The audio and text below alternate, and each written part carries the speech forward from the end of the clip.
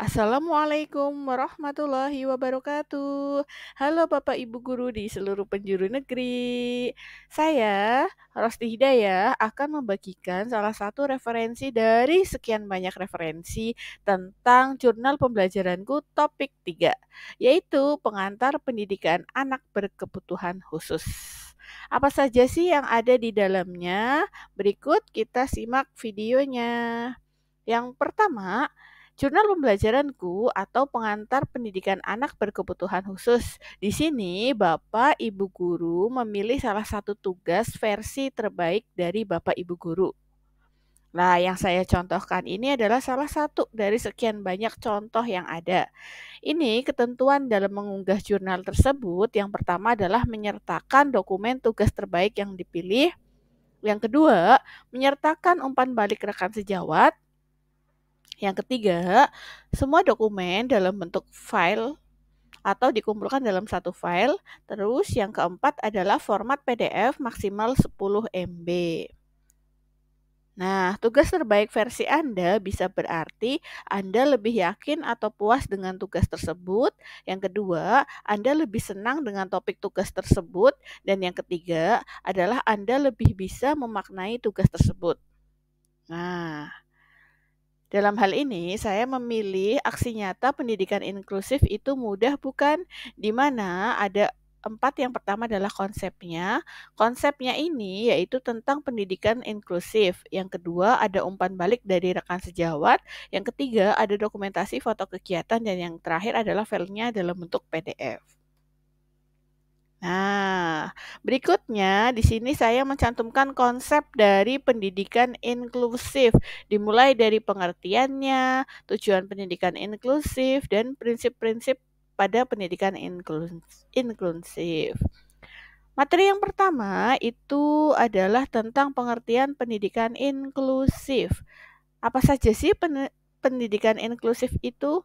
Nah, pendidikan inklusif menurut Permendikbud adalah sebuah pendekatan untuk membangun lingkungan yang terbuka untuk siapa saja dengan latar belakang dan kondisi yang berbeda-beda, meliputi kondisi fisik, karakteristik, kepribadian, status, suku, budaya, dan lain sebagainya.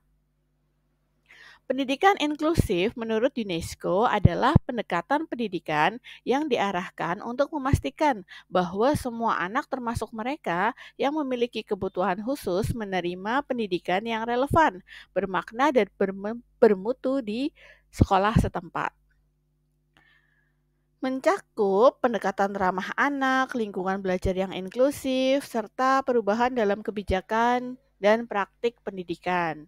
Kemudian, pendidikan inklusif menurut Salamansa adalah menekankan bahwa setiap anak memiliki hak untuk mendapatkan pendidikan yang bermakna dan bahwa sistem pendidikan harus mampu mengakomodasi keberagaman anak-anak, termasuk mereka yang memiliki kebutuhan pendidikan khusus. Selain pendidikan inklusif dari pengertiannya, saya juga menyampaikan atau mengisi atau menambahi materi tentang tujuan pendidikan inklusif. Yang pertama yaitu memberikan kesempatan yang seluas-luasnya kepada semua peserta didik yang memiliki kelainan fisik, emosional, mental, dan sosial, atau memiliki potensi kecerdasan dan atau bakat istimewa untuk memperoleh pendidikan yang bermutu sesuai dengan kebutuhan dan kemampuannya. Kemudian tujuan pendidikan inklusif yang kedua yaitu mewujudkan penyelenggaraan pendidikan yang menghargai keanekaragaman dan tidak diskriminatif bagi semua peserta didik. Materi berikutnya yang saya cantumkan adalah prinsip pendidikan inklusif. Itu ada 8. Yang pertama, hak untuk belajar. Yang kedua, keragaman sebagai kekuatan. Dan yang ketiga, keterbukaan dan akses. Yang keempat, pendekatan individual. Ini boleh dijelaskan atau hanya sub-sub judulnya saja. Kemudian berikutnya yang kelima, ada partisipasi dan kolaborasi. Yang keenam, penghapusan diskriminasi. Yang ketujuh, pemahaman dan keterlibatan masyarakat. Yang kedelapan adalah evaluasi dan peningkatan berkelanjutan. Materi yang selanjutnya saya sampaikan pada PDF ada alur pelaksanaan pendidikan inklusif, dimulai dari penerimaan peserta didik baru, kemudian kita identifikasi, selanjutnya kita asesmen, kemudian ada profil anaknya, perencanaan pembelajaran, pelaksanaan pembelajaran, dilanjutkan penilaian dan evaluasi, kemudian landasan hasil belajar. Di mana di situ ada masa transisi dari SD ke SMP, SMP ke SMK, SMA ke perguruan tinggi, atau SMA ke dunia kerja. Ini adalah contoh dari alur pelaksanaan pendidikan inklusif. Materi berikutnya saya cantumkan tentang manajemen pembelajaran inklusif. Yang pertama ada faktor mobilitas, di mana kelas harus aman bagi peserta didik tanpa terkecuali. Sarana dan prasarana harus accessible, memberi kemudahan untuk melakukan mobilisasi atau bergerak. Contohnya, peserta didik dengan hambatan penglihatan duduk di dekat papan tulis dapat berlaku bagi yang memiliki mata miopi atau low vision. Yang kedua, peserta didik dengan hambatan pendengaran duduk di baris depan agar mudah membaca bibir guru atau dapat juga mengakses aplikasi suara teks. Yang ketiga, peserta didik dengan hambatan motorik duduk di baris pinggir dekat dengan pintu agar memudahkan keluar masuk kelas dengan meletakkan tongkat maupun kursi roda.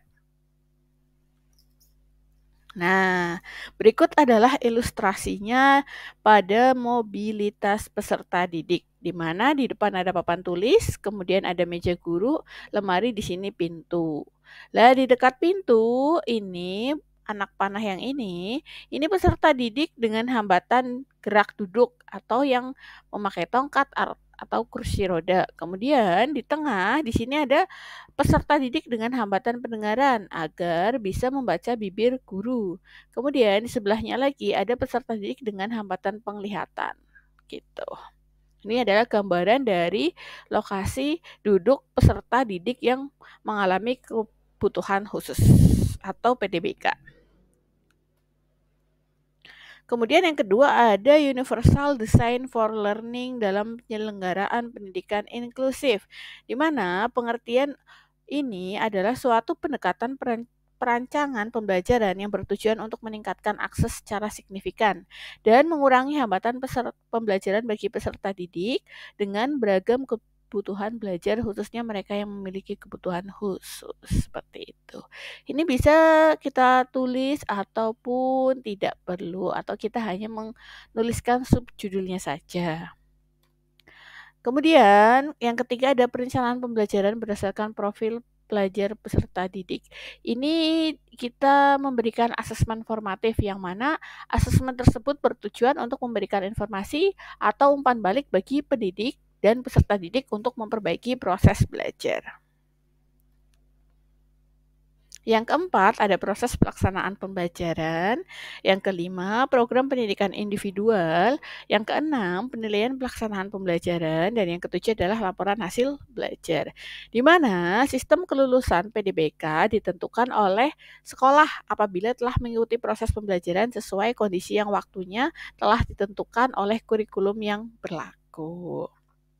Materi berikutnya yang saya cantumkan yang terakhir ada sistem dukungan pendidikan inklusif, di mana pendidikan inklusif itu perlu dukungan dari peran pemerintah, peran masyarakat, peran orang tua, dan yang keempat adalah peran sekolah itu sendiri.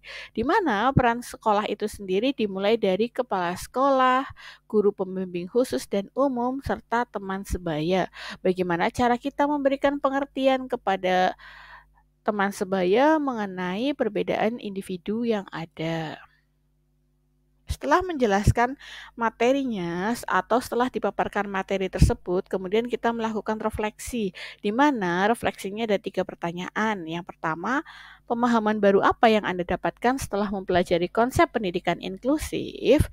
Ini jawabannya, pemahaman baru yang saya dapatkan dalam mempelajari konsep pendidikan inklusif adalah pentingnya adaptasi pembelajaran yang fleksibel agar memenuhi kebutuhan peserta didik.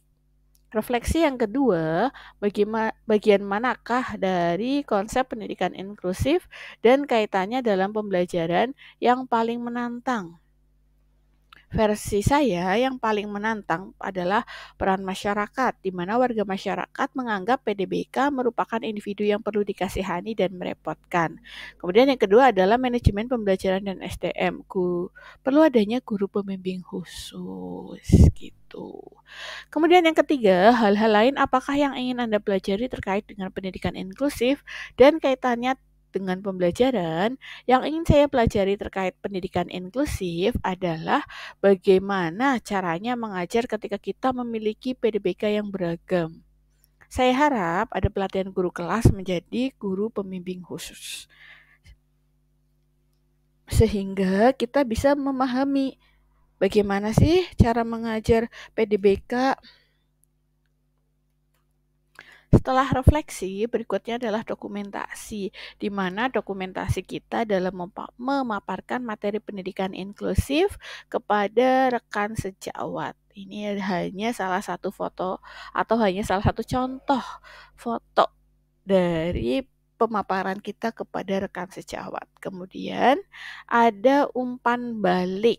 Umpan baliknya ini disertai foto dan tulisan serta nama.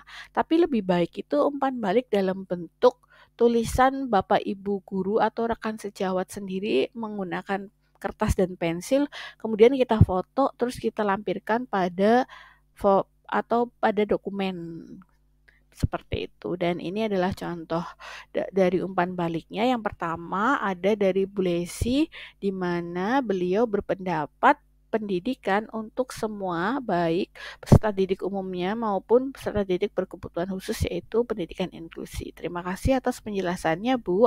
Kemudian umpan balik yang kedua dari Bu Yeni, di mana beliau menyampaikan pemaparan yang disampaikan cukup jelas. Saya jadi paham tentang konsep pendidikan inklusif. Kemudian, umpan balik yang ketiga ada dari Bu Hartini. Terima kasih Bu, pemaparan yang disampaikan sangat jelas.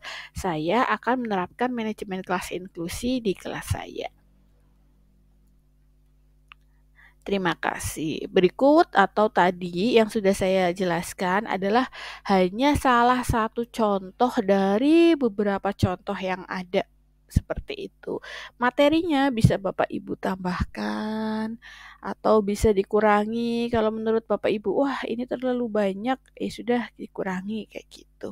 Atau ya, dari referensi-referensi atau contoh-contoh yang ada bisa Bapak Ibu ambil satu persatu dari setiap video-video yang muncul seperti itu. Saya rasa cukup. Kurang lebihnya saya mohon maaf apabila ada salah kata, salah pengucapan, dan intonasi yang kurang jelas. Mohon dimaafkan. Wassalamualaikum warahmatullahi wabarakatuh. Tetap semangat dan jangan pantang menyerah dan usahakan jaga kesehatan. Bye-bye.